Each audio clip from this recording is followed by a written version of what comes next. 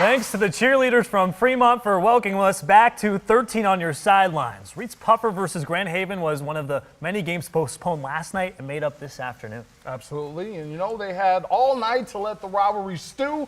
There was a lot of chirping on the field today. Taking you out to Gene Roffey Field, and this opener has become a tradition over the last decade. Second quarter, Rockets up 7 and driving. Antrell Jones, it's 6'8" senior Travis Ambrose for a 10-yard touchdown to put Puffer up 20-7.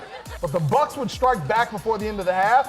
Just 8 seconds left. Xavier Rodriguez finds Chase Robinson for a 10-yard strike, and it was 20-13 at the half. So the third quarter, Cameron Coleman burns the defenders, and Antrell Jones makes him pay. Nice grab. Ooh. There he goes. The two connect for 66 yards, and the Rockets led 27-13. Then the floodgates would open. Brody Johnson gets loose, makes everybody miss. He's off to the races, 51-yard touchdown run. How about another one for good measure? Johnson scores his second touchdown of the day here to end the third quarter. Potential player of the week candidate, who knows? Potentially. Reed's Puffer runs away with it in the second half. They win this one 41-13. Team Rocket was blasting off again. Today was the last non-conference battle between Forest Hills Northern and Wyoming before they become OK White foes next season. We start things off in the second quarter. Logan Hertzstein avoids the Wolves' rush and looks deep to Andrew Fox. He's a fox on the run. He scores and everybody jumps. That's a 73-yard pitch and catch for the touchdown. Huskies lead 6-0. FHN gets the ball back. Hertzstein looks to pass, but then elects to keep the ball himself. He is in for the 9-yard scoring scamper. He's putting the hurt on this Wyoming defense. Huskies take the 13-0 lead. It's the Wolves' turn to make something happen, but the pass is picked off. It's Ike DeHaan who swipes it away. That sets up FHN inside the 10. Very next play, Hertzstein keeps it himself again, but this time he goes right up the gut for the 8-yard score. Hertzstein likes the screen time. Forest Hills Northern dominates 37-0.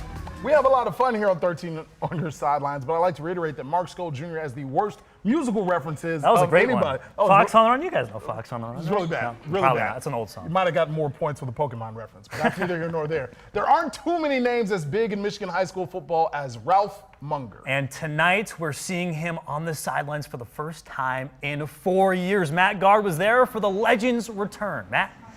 Yeah, Mark.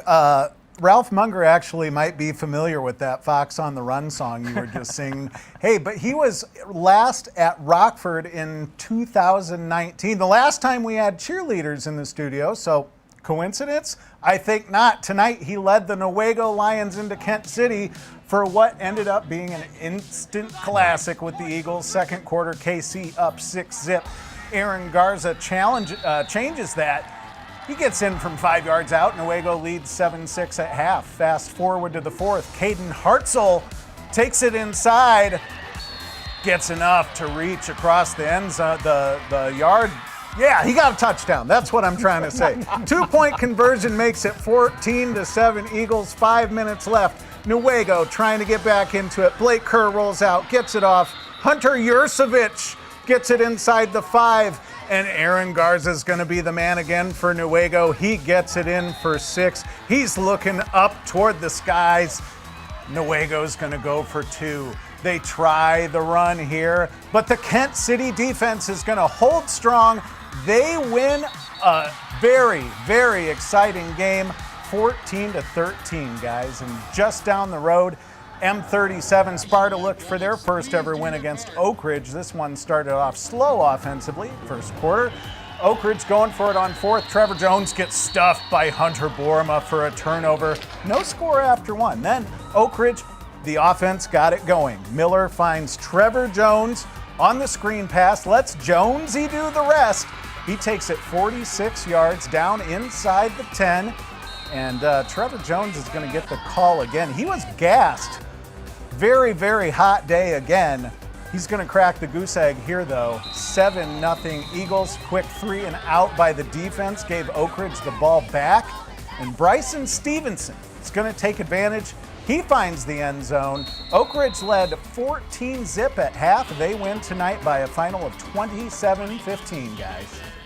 Thanks, Mark. Thanks, Mark. Thanks, Matt. I want to go back to where you're talking about Nuego and the head coach who had been at Rockford for so long. Everybody in West Michigan knows about Ralph Munger and how great he was at Rockford and everything like that. But at the same time, seeing him at Nuego has to be a little bit weird for a lot of folks who just used to seeing him in orange. Oh, he was an unbelievable legend at Rockford, winning, all the time. It seemed like, I know I wasn't here for that, but all the stories that I've heard about Ralph Munger, the guy's a big deal. They named the stadium after him, so obviously he's a big deal, but great to see him back coaching again on the sideline. And all the excitement follows him to Nuego. Joe Berger was back, the former Nuego great who had a career in the NFL, played for the Vikings, the offensive lineman. He was talking about having a guy like that who just knows football, how he can teach the kids, how he can be a positive impact in the community. And I think that's what a lot of people in Nuego are excited for with his move to that school district. It's not just coaching football games, but coaching people, trying to coach people to be better human beings. He's got a lot of life lessons to give. Oh yeah, I think it's a little intimidating too for the Nuego football team. You got a legend coming in there, wanting to win football games like he did at Rockford. Hopefully he can turn Nuego into a winner like he did at Rockford. Absolutely.